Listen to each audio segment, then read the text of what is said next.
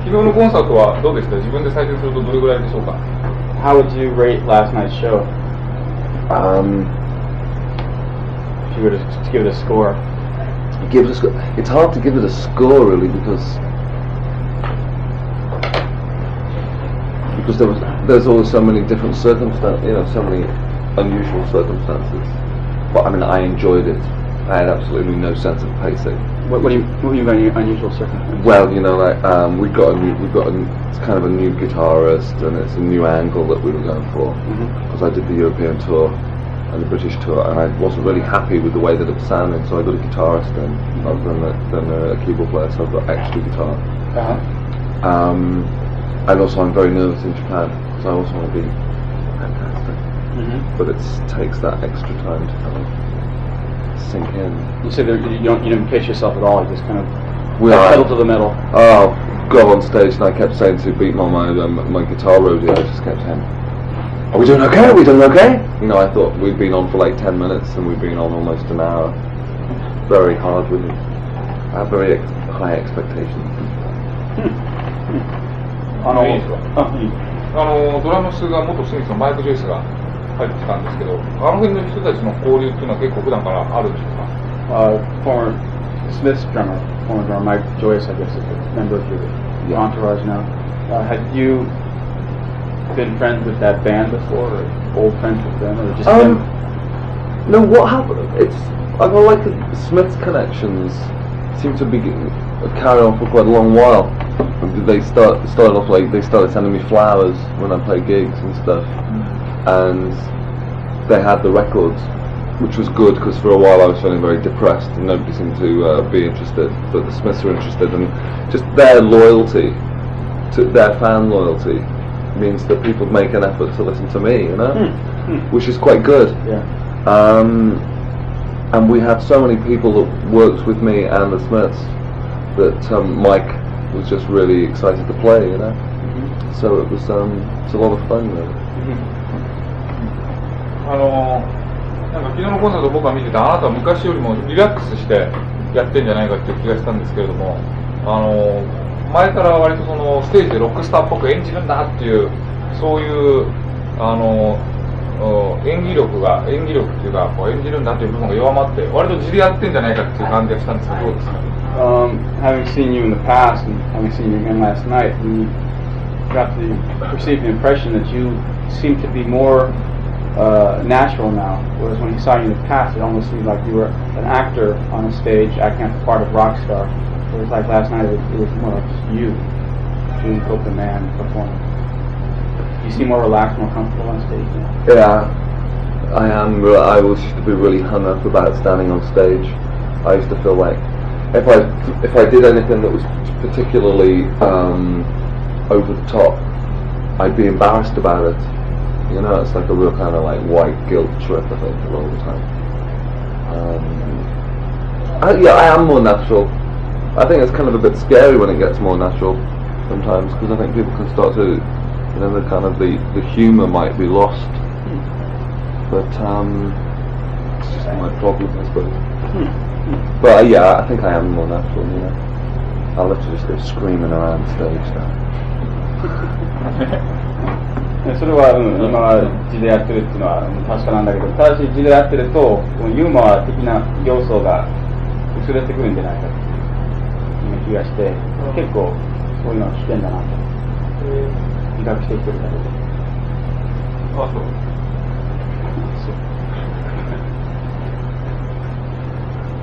なんか今一つ聞こうと思ったんだけど、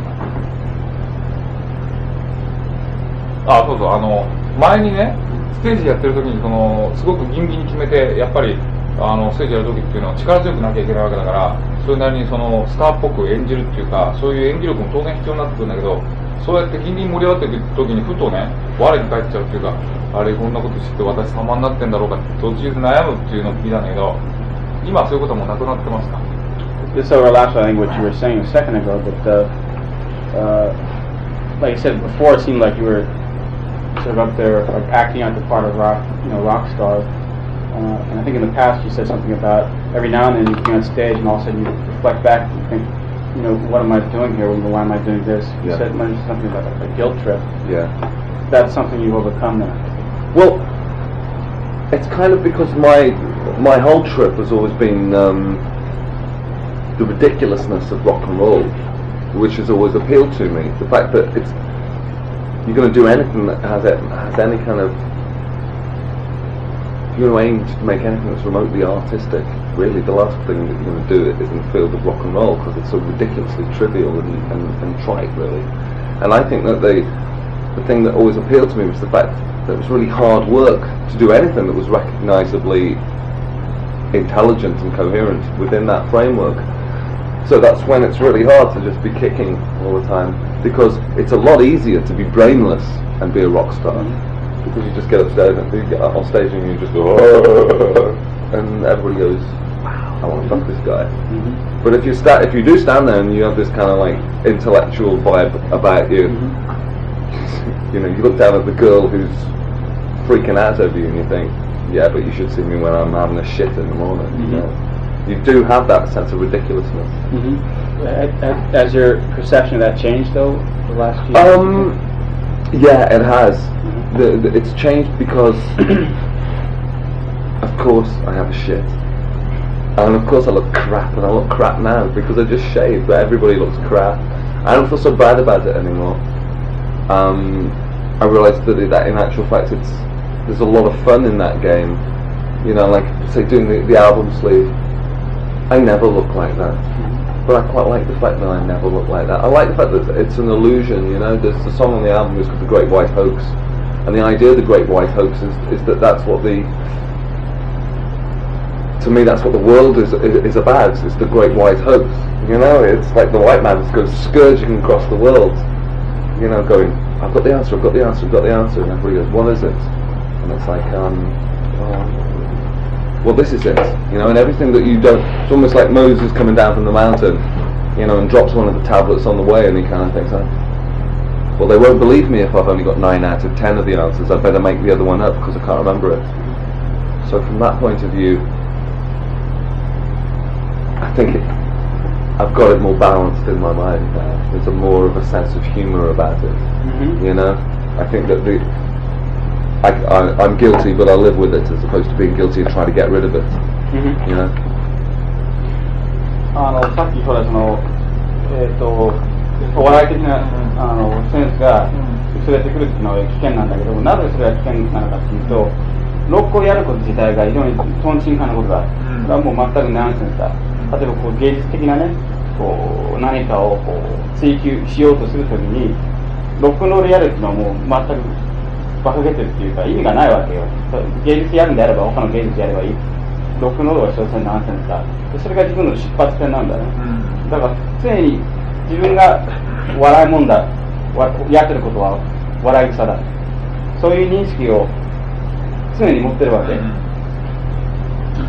そういう自虐的な観点を持ってるロックンロールってめちゃくちゃ珍しいと思うんだけども。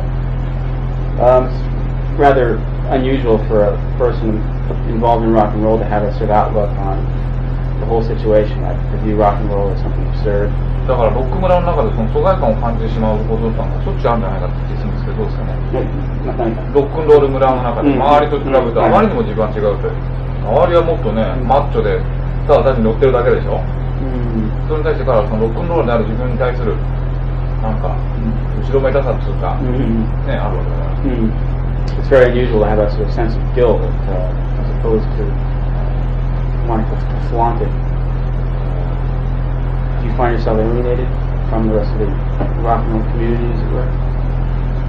I find them a bit thick a lot of the time. I find some of the comments, some of the things that I read are just ridiculous. Like what?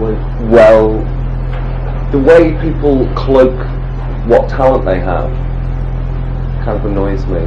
You know, like if you can still hear people saying things like, what's this song about? Well, I was going through a real heavy time, you know, when I wrote this song, and I told my own mind to write this album, and you know, in actual fact, the thing is with rock and roll, it's like any kind of art. There's a guy who puts a wall up, or you know, the guys who put up the Empire State Building amaze me because they know how to do it. You know, I know how to make up a song. and it's got a good tune and stuff like that, and that's what I'm good at. It's the only thing I could do in any case. So it's not like, I don't see that if you've got a talent that's this big and you cloak it, you know, try and mystify it, then to me that, I understand why, but I feel like the bigger a talent is, the less of a reason you have to cloak it, you know? It's like, it is funny to make any kind of art, and I think that there should be friction in any kind of art, and I think that working on something as trivial as rock and roll is the most fun for me, because that way it's always a battle. Because whatever I do, people go, yeah, but at the end of the day, it's just pop music, isn't it? And that's great, because it's such a great devaluer, you know. And it's really good. It's good for a human being to be constantly like put down, you know. Certainly somebody like me, because I figure I don't want to be the kind of person who says, well, I'm looking for a little respect in life, you know, because I think that it'll make me work far harder if people are constantly saying, it's good, but, you know, and I think that there's always got to be that but. There's nothing worse than you just getting, you know, kind of a kiss ass attitude. Because I think like any kind of art is disgusting and becomes disgusting and gross when there's no friction. You know, it's like say the Michelangelo thing. Michelangelo never wanted to paint the Sistine Chapel ceiling in a million years, but the Medici family just said, you paint the Sistine Chapel ceiling or we won't let you sculpt anymore. So he created something brilliant. And I think like a lot of the time any kind of art, the artist doesn't know what's good about it. You know, it's Leslie Thomas when he wrote the Virgin Soldiers. You know, his son did an exam in Britain, and one of the questions was about the Virgin Soldiers. So he asked his father, you know, what's this angle? They've asked it, and he said, I never included that. You know, but actually, I think that's really funny. But at the same time, I think that Leslie Thomas did include it, but wasn't aware of it. Yeah. You know, and as soon as you make something public, people come in and they say, what's this one about? A lot of the time, the person who's written it has come up with something very, very basic, but it's something that's so. If you write something that you believe, there are all these things that come out of your subconscious that obviously mean it. It just comes pouring out. And I think doing it within the context of rock and roll is kind of really exciting, because you could come up with something great. And I refuse to hide behind, I can't tell you about this. You know, I just think that's kind of bullshit. It's funnier and it's more of a trip to say, you know, I made it up. I mean it, because I obviously mean it. You know, because I've just been doing it for so long. I do have there's a tremendous singularness of purpose. If people ever get bored with what I write, you know, I can understand why they say the new album's really boring. You know, you're still writing about the same thing. It's only because I mean it. いや、答えが非常に長いんだけど、最初なんだっけ、その壮大な、はいはいはい。直接に答えてるわけじゃないんだけど、他のロックの世界はどうだった話ですか？そう。だから他の連中はその才能がほんのわずかなものなのに、それをこう限りなく拡大して見せるっていう節がどうもあるように思えて、それがどうもいただけない。自分の場合はね、ちやほやするのは苦手で、どちらかというと苦労症っていうかね。常に苦労してないといいものが生まれてこない。で、ロックンロールにしても、もういかなる芸術のにしてもね、圧力っていうものがなきゃいいものが生まれてこない。だからそれは自分の、ケースで言えばどういうことかというと、やってるのはロックンロールでしょ。だからいくらこういいものを追求しようとしてもね、いくら人を感動することができるとしても。結局はそれはもうポップに過ぎないでしょ。だからくだらないもんだ。例えば自分が傑作を作ったと自慢してもね、もうそれはポップに過ぎないから、だからもう常にもっといいものを作らなきゃっていうプレッシャーがものすごくあるわけ。だけどもそれは逆にいい。それが必要だ。要するにその限界があるからこそ、こうもっともっといいものを追求こうする気になれた。なんかよくわかんないけど、ポップに比べてもっとその意味のある芸術っていうのがあるというふうに思ってるわけ？そうじゃないんでしょう。Did you say that there are other art forms more meaningful than pop or rock? You said like at the end of the day people would dismiss your stuff as pop music, devalue it. Would you say there are other forms of art that are more meaningful or more that merit more?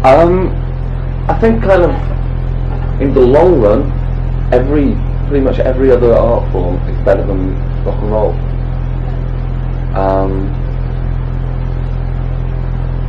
And I think that's the interesting part about working in rock and roll, trying to make something really of lasting value out of something that's so disposable. ロックンロールを使い捨てるものだからこそ、長持ちするものを作るのは大変なことだ。これはまさに一つのチャレンジである。使い捨てのものだからこそ、そういうことが言えるんだね。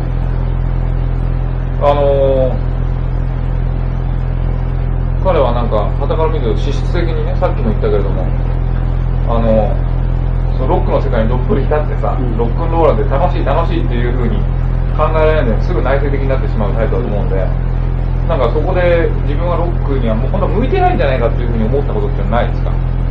You always, you never seem to be really at home within the rock and roll persona, rock and roll lifestyle. You seem to be more the introspective type. Do you ever like look back on things and say, maybe I'm really not cut out for this after all?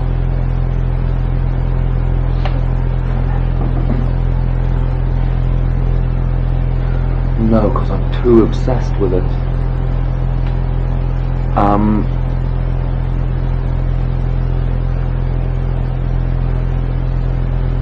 I started wearing a leopard skin top, and one of the reasons that I started wearing the leopard skin top on stage is because it's so completely ridiculous. You know, it's Rod Stewart. You know, I would breathe fire if I could do it.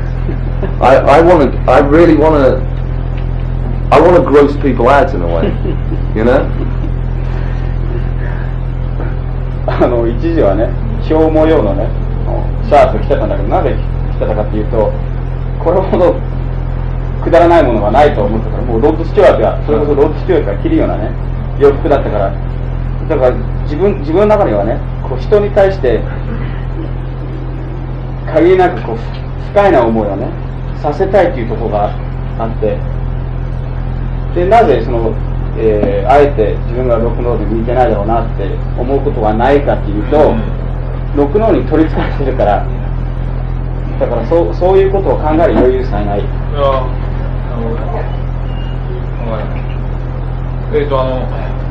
またちょっとこれもシリアスな質問なんですけど、またここで一つ珍しいなと僕は思ってるのは、やっぱその白人の世界の住人であるにもかかわらず、キリスト教アンチを唱えるとかね、まあこれキリスト教アンチを唱えるって結構あるけれども、白人が築いた文明社会に対しても疑問を投げかけるという、ほとんど誰もやってないようなことをやってるわけですが、こういうその問題意識を持った人っていうのはどっかの世界に他にいますでしょうか？ Another thing that kind of sets you apart from your contemporaries is this sort of critical stance you've taken in regard to Western white civilization. Do you think anybody else among your contemporaries has assumed the same sort of stance or position?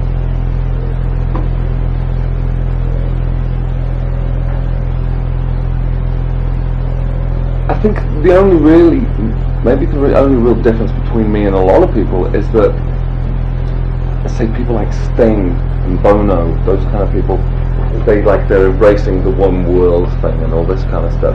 And I'm trying to, because of the guilt thing that I feel, I'm trying to personify the wasp image so that people can. I kind of feel that people should hate me as much as they love me for what I am, because my, thank you, the basic security of the white man allows him to patronize other races to such a degree that he'll even allow black artists to be racist, because it's kind of, you know, you can say, yeah, Public Enemy, that's really cool, you know, because it really is such, because it doesn't challenge the white man. He can allow other people to be racist. I mean, it doesn't mean anything. You know, that if somebody says to me, somebody calls me a honky, it doesn't mean anything. And we're so secure that nothing will dislodge us. And the only thing that's going to dislodge us is something from within, you know. And if I can just be like a lurking doubt inside just a few people, then I'll have achieved something, you know?例えばボノとかスティングはね、もう世界は一つっていうメッセージ一点張りで頑張ってるんだけども、彼らとどこが違うかっていうと、その白人文明がね、白人文明圏に住む人々が一種の安心感に浸ってるわけ。もう例えばパブリックエネミーみたいなバンドがね、その白人をバカにする人種差別的なね、こと言っても一個に構わないわけ。それ何の脅威にもならない。だから自分としてはね、いかにそういう世界に住む人々に対してね、一抹の不安を持たせるかが課題だと思ってる。だからそのワスプの典型的なイメージを自分として擬人化してね、見せるのはそういう不安を持たせる手段だと思ってるわけ。だからまあ、僕の個人的な意見ですが、あなたはそういう人種問題なんかに関してもね、スティングなんかよっぽど誠実で公平な視点を持っていると思うんですが、彼のような全世界向けメッセージソングを歌っている人についてはどういうふうに思っていました？例えばどういう人？例えば人類は皆兄弟なんだから平和になるとやりましょうという、ね、その時に例えば白人は侵略主義的であるとかっていう話は一切出ないわけです。なるほど。それで質問は？質問はだからスティングについてどう思うかって質問。なるほど。You did mention like Sting, you know, his one world message, and you know, let's all be brothers. But he seems to feel that you take more of a clear-cut attitude, more of a clear-cut outlook on race relations. Because whereas Sting just said, "Come on, you know, let's all be brothers. Everything's nice. It can be, you know, everything can be nice if we all just agree to love each other." He never is critical of what's happened so far, like the white man. Never recognizes the white man as being an invader, as being an unwelcome guest in certain societies. Whereas you seem to be more concerned with that end of it, the critical side of it. I'm just concerned with the incredible rudeness of my race. Well, what do you think of the message being that kind of message though?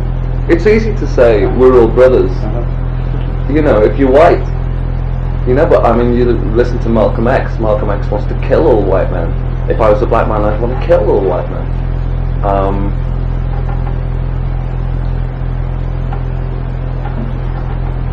That's kind of how I feel, you know. I don't think that there's an answer to the world's problems that includes the white race, really. But then again, even that is secure. Because I can say that to my heart's content, and everybody will say, well, that's an admirable thing, you know, if you're another race. And I just don't want to get involved with this, like, one world music. As far as I'm concerned, say the new album has got, like, little bits of funk and stuff, but it's still totally white music. White culture is based on calling it eclecticism, and in actual fact, ripping off. You know, and I always use this great Tom Lehrer quote, which I was kind of brought up with my parents. Those albums. The comedian. Yeah, one of his greatest quotes. To me, it sums up the white race. And he said, "Plagiarize, let no one else's work evade your eyes." You know, I just think that's completely brilliant, because that is the way it is. It's okay for David Byrne to go into Central Africa and do all these recordings and stuff, and come out with this tremendously intellectual exercise, which is really nice to listen to. Take a great chunk of African music, and just add his own kind of music on top of it, you know? I'm not slagging David Byrne off, actually, for that, because I think I probably do the same thing. But that's the way the white man works. He just goes in, infiltrates. He's a sneak, you know, he's insidious. And that's what I am, completely sneaky. But what about like all the African bands who perform with electric guitars and electric basses and drum kits from the West? Well, maybe that's maybe that's them realizing that that's kind of the only way that you can do it. You know, it does. There is a to and fro within cultures, but I really do believe that we were the first people and the main partners in that kind of crime of taking. You know, I like ethnic music, but I quite like it to stay within its own boundaries, because it does become diluted after a while. It's interesting you think of it that way, because I mean, aren't all musical types essentially hybrids though? I mean, it's like,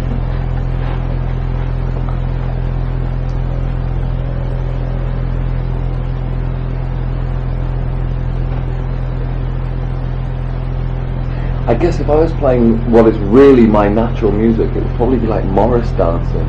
You know, that's you know, the kind of awful English folk music. oh, You know, yeah. where people dance around a maypole. Right. You know, yeah. it would be terribly twee music. Uh-huh. I mean, I'm very, you know, I am aware of the fact that if I'm just the same as everybody else, I'm a plunderer of other people's works. Well, the thing is, you put it in those terms, it doesn't seem like a plunder as much as, say, what would be a better way of saying it? I mean, it's an artistic pursuit, isn't it? Like taking different ideas and melding them together into a whole.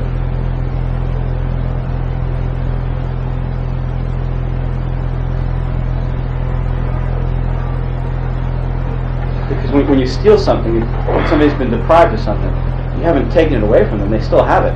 All you've done is incorporate it into your own style. Yeah, I think what you're saying is really good, because it's really sound. I'm trying to think of a real good answer to it. I mean, David Byrne didn't steal anything, they still have their music. They do still have their music, yeah.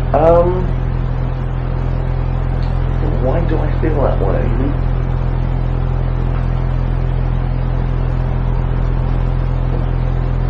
逆に難しい質問したんだけど、自分がだからその侵略者とかね、こう白人は何でも奪ってしまう。例えば音楽にしてもそうだって、奪うって言うんだけどね、奪ったって言っても別に奪われたっていう被害者はいないわけ。だからデビッド・バーンが例えばアフリカに行って、でそのまんま例えばこう音を録音してね、で自分の音をその上にかぶせる、そういうアプローチもあるでしょ。で音楽奪ったって言ってもね、別にアフリカの人がその分の音楽を奪われたわけじゃないでしょ。デビッド・バーンはそれを借りただけで、まだその音楽はアフリカで脈々と生きてると。そういうステップいったんです。いや、俺はそういうふうに思わんけどね。あ、そう。You said you would also beg to differ with what I was saying as well. So, いや、だからそれはさ、例えばね、そのジャワ島の奥地に宣教師が行って、お前たちはこれを信じなさいって、文明生活をしなきゃダメですよって言って教えてやるのと、根のところに繋がってるって気は俺はするんだけど。He believes, for example, like a missionary goes into the depths of Java and tells these people that your way of life is wrong. You have to learn our customs. This is the right way of life. He seems to think that approach has something in common with what David Byrne is saying.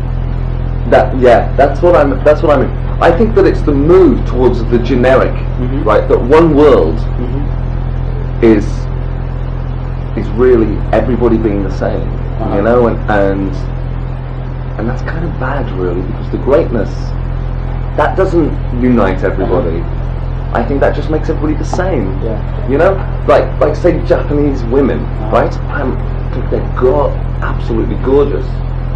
And I wouldn't want Japanese women to try and look Western.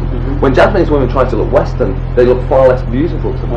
And if you see an Eastern European beauty, it's very much of a type. If you put it all together and you've got like, generic world woman, I think it would be kind of really sad. If you listen to, say, The Doors, and you listen to Robbie Krieger's guitaring, it's only Robbie Krieger's guitaring. It's similar to other 60s guitarists, but it's Robbie Krieger. If you listen to Roxy music, like Phil Manzanera's guitaring was only his. But then as you moved on, and you hear later Roxy music, it could be any guitarist. And music is now, I actually don't like the fact that you can listen to Beat It and Edward Van Halen plays lead guitar on it, because it's kind of mixing it too much, you know. So what you've got is you've got only the trappings that a heavy metal group now is a heavy metal group because of the way they dress or because of the producer they use. So, whereas it used to be that a heavy metal group was only heavy metal because of what the idea that what they were singing about, the musical lineup. And the more that there's this general kind of, hey, I'll take a bit of this, I'll take a bit of that, you do end up with kind of nothing, a tremendous amount of it, but kind of nothing really. Ma, さっきさ、なんだっけな、アングロサクソン的な安心感に基づいてね、自信持ってやる白人のロッカーみたいになりたくないって話があったよね。その典型として、この前ベルファーストチャイルドを1位にしたシンプルマンジム・カーみたいな人がいるんじゃないでしょうかね。You know, when you talked about a lot of these rock and roll acts, well, actually, it's not exactly what you said, it's more of an amalgamation of what you said, but we've been talking about the idea of being lulled into a feeling, well, possessing a feeling of security by being a member of, you know, white civilization, or I suppose by extension of that, being a member of the rock and roll community. And he said one name that comes to mind when he thinks about that, a rock and roller who's been lulled into a feeling of security, is maybe a guy like Jim Kerr from Simple Minds. Is that a valid observation? Yeah, very much so, yeah. Because the thing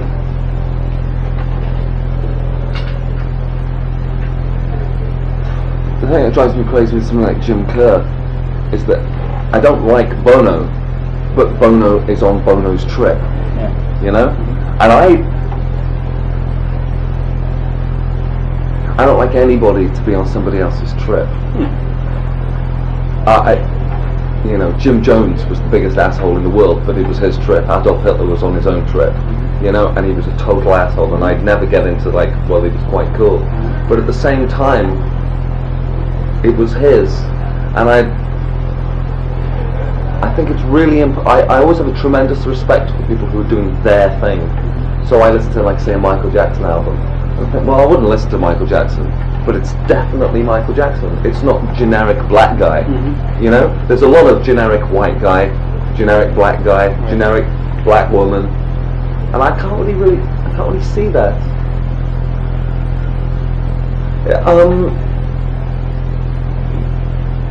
A bit like, say, I thought you'd find a lot of Western people were quite thick when they'd say things like, oh, you go to Japan, it's just like the West. Because I've never known anywhere that's less like the West.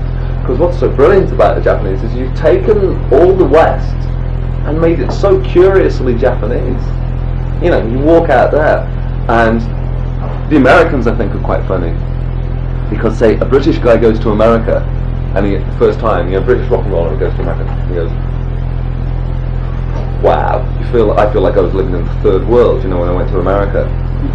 But then I went to Japan, and Japan is the same proportion further ahead than America.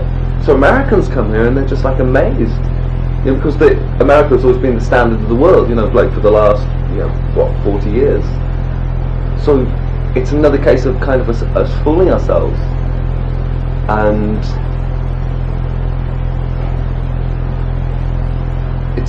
it's this smugness, I think, that fascinates me. The fact that the white man will probably become obsolete one day and still not be aware of it. You know, it seems that way anyway. Does that make sense? Yeah. Because, like, you know, he's talking about being smug, being arrogant, refusing to see what's happening. You know, I mean, that's obviously what happened in Europe. Europeans, before they knew it, you know, it's like, you know, the rest of the world has left us behind. Yeah. I mean, I guess it happened to Portugal and Spain before any other country. That's it. It happened to all these people. It happened to everybody in their time. You know, I guess whoever had an empire went through it. Yeah. You know? Start with Greece, work your way to Rome, and go on. That's it. Yeah. And then the scariest thing is when you think of Greece. You know, who now sell kebabs in London. Yeah. Where, you know, it's from Aristotle to the kebab.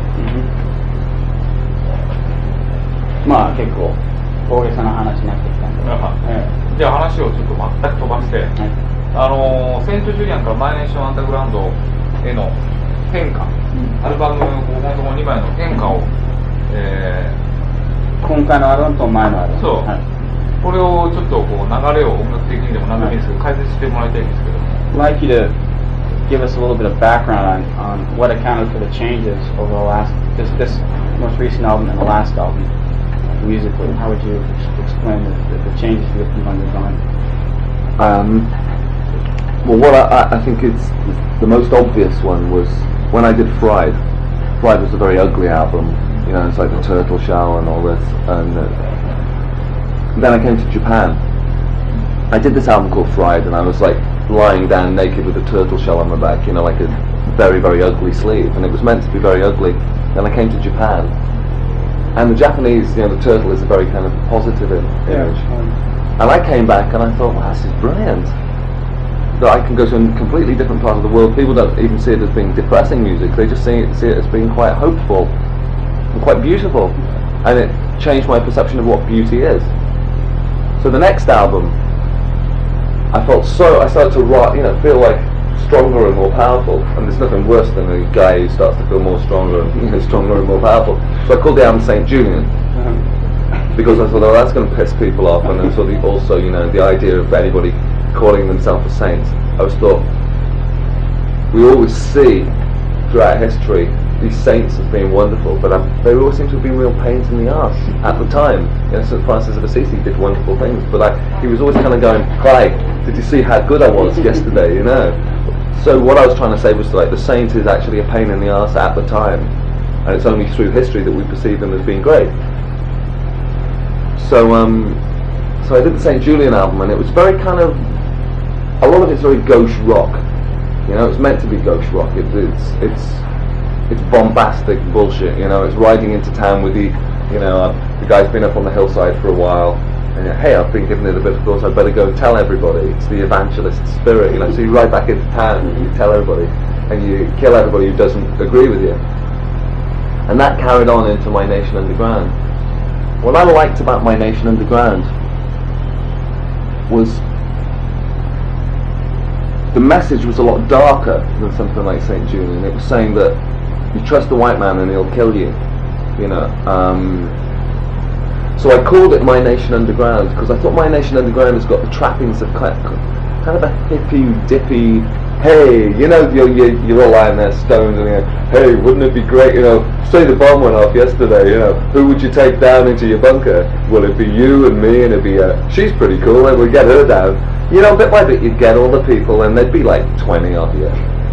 But ultimately, the ultimate folly of the white man is the evangelist in him.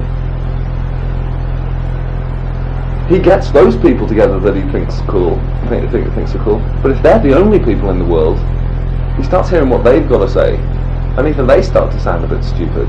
So it ends up in the song My Nation Underground. They do become a nation underground because he seals the ventilation shaft, locks them all in, and says "fuck them," you know, and goes up onto the surface and kills everybody because nobody agrees precisely with him.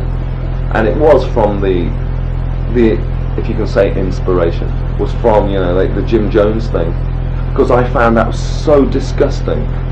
The idea that he could use so much energy. He obviously had this amazing energy and this amazing charisma for such an incredible, you know, infamy. Working towards this incredible infamy. I find people in history who use this tremendous power to become an abomination of a human being. It's fascinating because it's, you know, Adolf Hitler, anybody who had so much motivation and managed to fuck up so royally. I just wonder, what is it? Where does it go wrong? And that's what My Nation Underground is about. It's like, I try so hard to be a good person, but I refuse to tell people that I'm a good person, because it always seems to be like, people say, well, I'm a Christian, you know. It's like, to say you're a Christian is enough. I think the hardest would be to actually be a Christian and not tell anybody. There's a song on the album, you know, called Charlatan, and it was like just the idea of it was me saying I am a charlatan, and if you trust me, I'll betray you. You know, it says the lyric actually says, you know, I will betray you. Stick with me and I'll betray you. And I think that if you say that, it's to put people on their toes, and also to put me on my toes. It means that I want to say to everybody, and including the most obsessive fans, that the person that you're into is not a good guy. And the more I tell people that I'm not a good guy, the more they'll be on my back, making sure that I do stay good. And that way it'll suppress me. And I think that in a way, it's kind of for selfish reasons. Because I do want to achieve some kind of grace as I get older. You know, and I'm so far away from it at the moment. I've got to work towards it. You know, it's kind of scary when you say it, because I mean, the fans who like idolize you may be just in it temporarily. They don't care whether or not you're a good guy. They don't care whether or not you're a saint. All they want you to do is come out with the album every year, and you know, come to the town, you know, once every year and a half or once every 2 years, and just be you, be that cardboard image. You know, don't do anything too wacky. Just be yourself. Be Julian Cope. And you know, we're not going to know about you in 10 years anyway. You're going to be off somewhere. Sure. Isn't that kind of a scary thing, though? Like that, it really doesn't matter whether or not. Well, I mean, what I'm saying is, it doesn't matter whether or not you're a good person. Sure. It matters that you're an image. You're a cardboard image. That's why I love the fact that it's rock and roll, you know, because there is that. Because I'm trying to do something. But that doesn't fill you with emptiness or anything like doing that? It sounds like you're taking a very careful approach to keep people on their toes. You know, make them into good fans and keep yourself a good artist. When it's really all quite pointless. Maybe just only one segment of the people are getting that message. I don't even care if only one person gets it, because I'm doing it for me as much as, well, I'm doing it for me more than for anybody, and I'm also doing it to keep me in check. And it's such an exciting thing to be able to have a trip where I get songs get released. It's just such a fascinating thing to be able to do, you know, and to always keep it within the confines of something so trivial as rock and roll. It's a bit like something like Bertolt Brecht. I used to think was brilliant, because he used to write these amazing things, but they come out in the context of beer drinking songs and things like that. You can't think of anything more pathetic and unimportant than than an alehouse song. But he came up with these things. And he was totally sneaky, because he's writing these songs, and you know, you're sitting away singing these songs, and they're so enlightened. But he refused to ever tell anybody he was enlightened. So it was like afterwards, you know, that people start going, this is it's really good. It isn't just a dun dun dun pa pa. It's not really just that. And I don't really want to tell people that what I'm doing is important. You know, I want them either to find out or to never find out. And if they don't find out, it doesn't really matter. But I refuse. I just do refuse to say what I do is really important, because I know that in the great scheme of things it can fuck all, and it's just shit. You know. I think we're denying our interviews. かなり肝心な話だったんで、突っ込んでみた。こういう話をしてた。基本的にさ、プライドっていうのはこの前のアルバムだけど、プライド、センチュリアン、マイルシアンダーグラウンドって言ってるんだけど、その後の2枚の方が元気なアルバムで、その前は暗いこう落ち込んだアルバムだっていう話は言った。ある程度言ったんだけど、ある程度。まあだからそういうふうに最近の2枚っていうのはすごく元気なロックンローラー。それをわざとそういう、なんていうか、えげつないこう趣味の悪いポップをやってやろうっていう。だから私たちはこういうふうにコマーシャルで元気のいい、あなたが言うところの悪趣味なアルバムを今後もガンガン連発していってほしいんですけど、ただ自分としてはこういうまたフライドみたいなこういうアルバムを作っちゃう可能性も高いんですかね。What can we expect from you in terms of direction? Are you going to continue with the same sort of gauche pop, or will it be more of the dreary, fried type thing? The next album's going to be a post-punk album. Hey, that's an easy answer. Post-punk album. Very post-punk. Yeah, very post-punk. Because I came out of what was termed the post-punk thing. Yeah, of course, yeah. And at the time, obviously, we were all going like, what the fuck's post-punk, you know?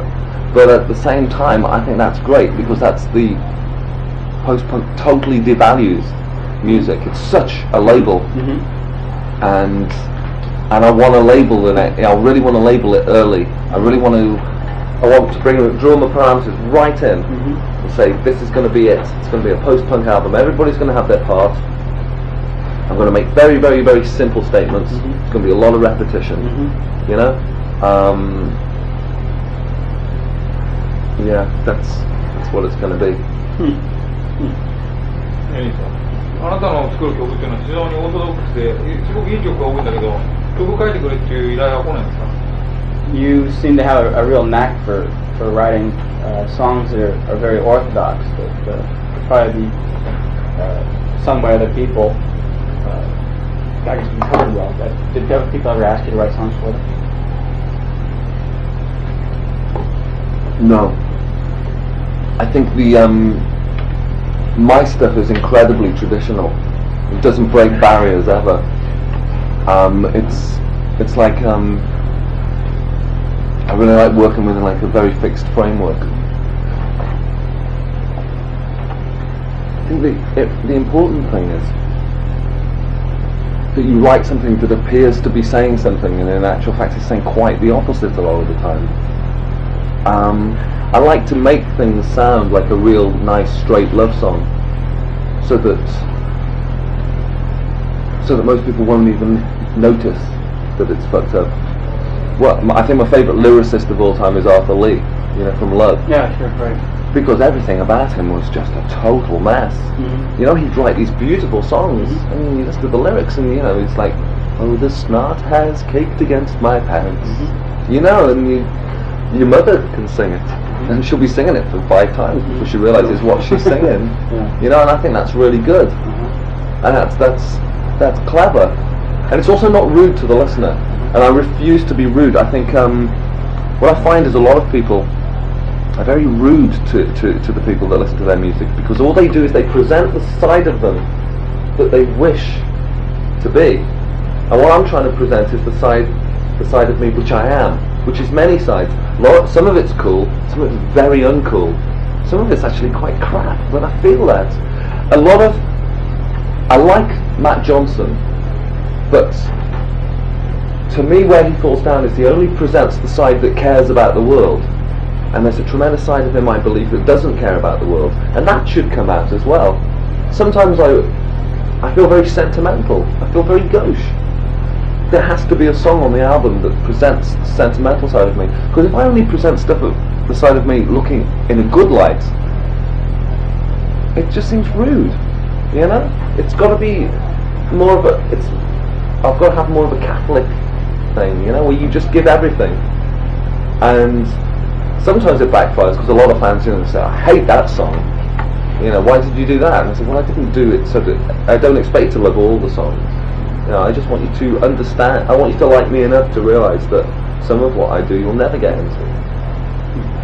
So if you listen to Beefheart used to be great, because he'd do this completely whacked out Delta zingy blues, then he'd do a real kind of love song, and you didn't want to hear Beefheart do a love song, but I loved Beefheart enough to say, yeah, he feels that, so we've got to do it, you know. I think that it should be an entirety. When something stops ringing true, I guess you kind of abandon it. Yeah. Like, there's no point in me writing a song that's depressed because people want me to write depressed songs. I'm not doing it for them. I'm doing it because I want to find out about me. You know, and Neil Young's good. If Neil Young's happy, he'll write a song and you just smile all the way through that album. You know, certain people will just not buy the happy Neil Young album because it doesn't suit their personality. But it's not Neil Young's problem, it's their problem. You know, that's the way I feel anyway. じゃあ、時間がなくたんで、写真撮影に行きたいと思いますが。We're running short of time, so we better get the photos here. Okay. Now that we've had you shave and everything. Yeah. あと一つ最後聞きたかったのが。No, no.